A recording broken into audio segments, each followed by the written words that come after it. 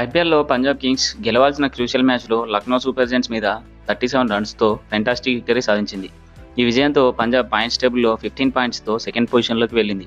Punjab Kings team all round పర్ఫార్మెన్స్‌తో almost playoffs బెర్త్‌ని confirm చేసుకుంది. బ్యాటింగ్‌లో పంజాబ్ స్టార్టింగ్ నుండే అగ్రెసివ్ ఇంటెంట్‌తో ఆడారు. ప్రభ్సిమ్రన్ 91 రన్స్‌తో సూపర్ పర్ఫార్మెన్స్ అందించగా, బౌలింగ్‌లో హర్షదీప్ సింగ్ 3 వికెట్లతో ఫెంటాస్టిక్ నాక్ అందించాడు. ఇద్దరు సింగ్లు లక్నోను ఊచకోత కోసి పంజాబ్‌కి సూపర్ విక్టరీ సాధించారు. ఇక లక్నో ఈ మ్యాచ్లో ఓటమితో ప్లే ఆఫ్స్ దారుల్ని కష్టం చేసుకుంది. చివరి 3 మ్యాచ్లు గెలిచిన 16 పాయింట్స్ సాధించిన వారి నెట్ రన్ రేట్ దారుణంగా ఉండడంతో లక్నో ఇప్పుడున్న ఫామ్కి ప్లే ఆఫ్స్కి వెళ్ళడం చాలా కష్టం. లక్నో ఈ మ్యాచ్లో టాస్ గెలిచి బౌలింగ్ తీసుకుంది. అయితే బ్యాటింగ్లో పంజాబ్ ఫస్ట్ ఓవర్లోనే ప్రియాన్స్ ఆర్యా వికెట్ని కోల్పోయింది. నెక్స్ట్ వన్ డౌన్లో వచ్చిన జోస్ ఇంగ్లీష్ ఫైరీ నాక్తో 14 బాల్స్లోనే 30 రన్స్ సాధించాడు. తర్వాత ప్రభ్సిమ్రన్ అండ్ కెప్టెన్ శ్రేయస్ అయ్యర్ కలిసి లక్నో బౌలర్స్ని ఆడుకున్నారు. ప్రభ్సిమ్రన్ మరోసారి రెచ్చిపోయాడు. ప్రతి ఒక్క బౌలర్ని ఉతికారేశాడు. ఇక అయ్యర్ వచ్చిరాగానే దూకుడుగా ఆడాడు.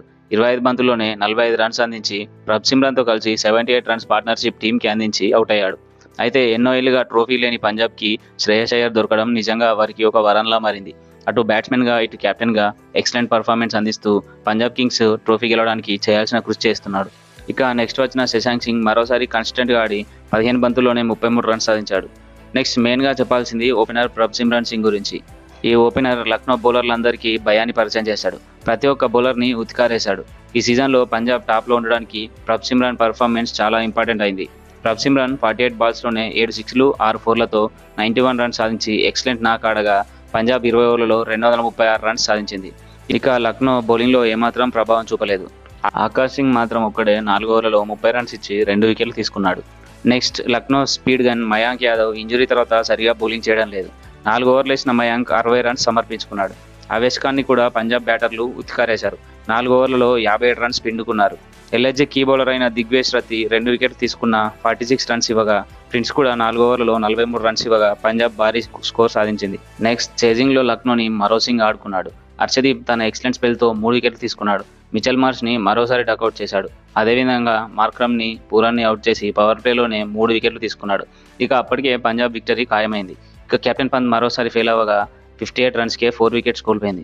తర్వాత మిల్లర్ కూడా అవుట్ అవ్వగా 73 పరుగులకే 5 వికెట్లు కోల్పోవడంతో పంజాబ్కి భారీ విక్టరీ ఖాయమనుకున్న ఆ టీం ఆపద్బాంధవుడు కష్టాల్లో ఉండే టీంని ఆదుకునే బదోని మరోసారి సూపర్ నాక్ ఆడి అండర్ రేటెడ్ ప్లేయర్గా నిలిచాడు.